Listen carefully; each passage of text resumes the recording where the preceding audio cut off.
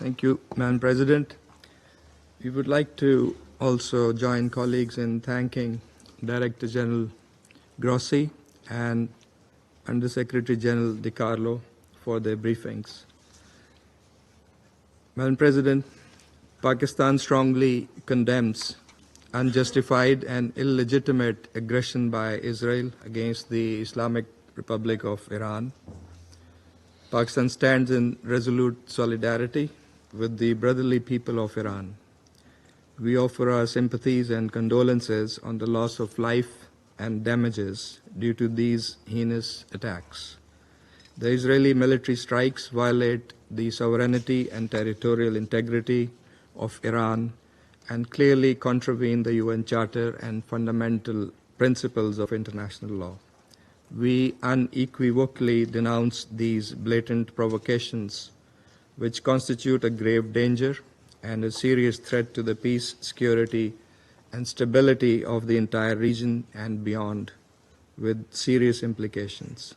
Iran has the right to self-defense under Article 51 of the UN Charter.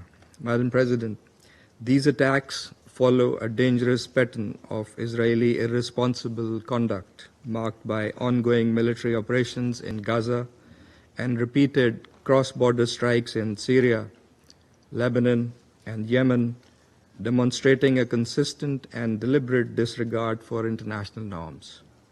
Israel's actions in the Middle East reflect a continuing pattern of unilateral militarism in flagrant violation of Article 2.4 of the UN Charter and represent acts of aggression as defined under General Assembly Resolution 3314 of 1974. Israel's serial breaches of sovereignty normalize impunity, erode the authority of the United Nations, and gravely undermine the international order. Such blatant aggression and contempt for international law has already had devastating consequences. In Gaza, tens of thousands of civilians have been killed as a result of Israeli military onslaught, and a humanitarian catastrophe has unfolded under an illegal blockade that has in fact been there for over 15 years. In Syria, Yemen, and Lebanon, Israeli airstrikes have repeatedly targeted sovereign territory, undermining regional stability and exacerbating tensions. The fact that these attacks against Iran have happened in the middle of a negotiations process aimed at finding a peaceful diplomatic solution to the Iranian nuclear issue makes it all the more morally repugnant and against international norms. These actions risk eroding the trust and sanctity of the negotiations process, so crucial for the peaceful settlement of these issues. Madam President, Pakistan reaffirms its support for the resolution of the Iranian nuclear issue through peaceful means, diplomatic engagement, and sustained dialogue. The JCPOA was an outcome of painstaking and arduous yet constructive negotiations. It charted a roadmap to comprehensively address the concerns of the parties involved by clearly defining their relevant obligations and responsibilities. The illegal use of force against Iran and the ensuing situation are likely to frustrate the ongoing diplomatic efforts and could destabilize a region that is already under very severe stress. The ongoing diplomatic contacts to reach a negotiated deal and other endeavors to promote regional peace and security must not be allowed to be appended. It is highly regrettable that these attacks have happened when the IAEA was continuing its verification activities in Iran. Such actions threaten the IAEA's technical work, which should be supported and not disrupted. Israel has violated international law, IAEA statute, and several IAEA resolutions by attacking the IAEA safeguarded facilities.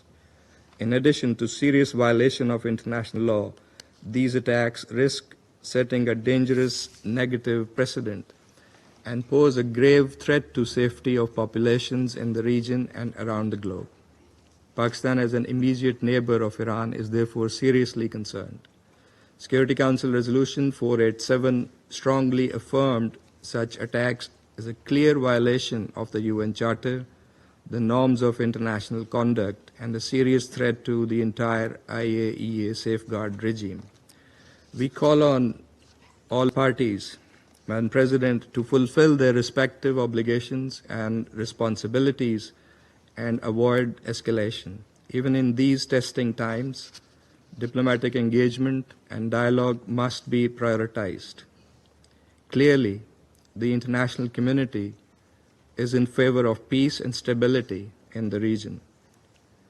In a few days, next week, the international community, the UN membership, was to come together to express its will to chart the path for the Palestinian state as part of the two-state solution that would usher in the long-awaited, just, and durable peace in the Middle East. Israel's reckless and irresponsible behavior cannot be allowed to jeopardize the efforts for peace, endanger the stability of the entire region, and risk wider escalation, thereby threatening global peace and security.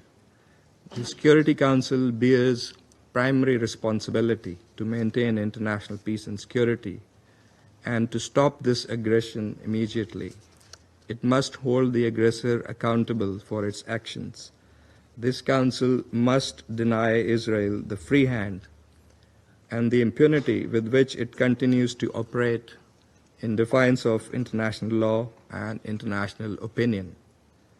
It is also our collective responsibility to reject any notions by anyone, anywhere, that seek to distort, misuse, and abuse the right of self-defense in violation of international law and the UN Charter. Finally, this Council must collectively muster the courage to take positions and adopt decisions that are in full conformity with the Charter of the United Nations. In accordance with its responsibility, the Council should encourage, support, and prioritize dialogue and diplomacy to advance peaceful resolution of conflicts. That is the only viable path forward, as many around the table have also echoed in their comments. I thank you, Madam President.